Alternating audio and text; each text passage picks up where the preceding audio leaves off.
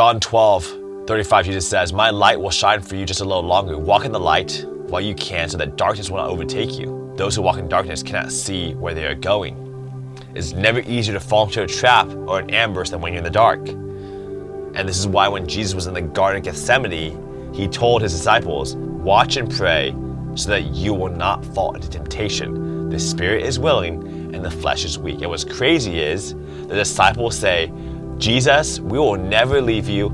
We will die with you." Peter and all the disciples say that. And what happens? They fall asleep because they said they were weary from being sad about hearing Jesus is going to die, and they were exhausted, so they fell asleep 3 times. 20 verses after they claimed that they will never leave Jesus, I think it's 20 or 30 verses, it says they all left him. They all fled.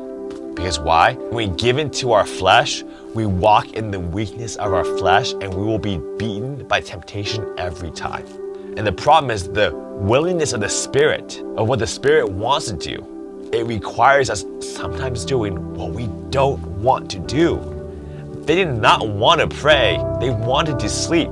But because they slept and did what they wanted, they couldn't do what they ultimately wanted for Jesus. If we have problems with purity, whether it's sexual, whether it's habitual, it's not just about what you do at the point of temptation. Jesus says, watch and pray so that you will not fall into temptation when the test comes. Are we people of prayer?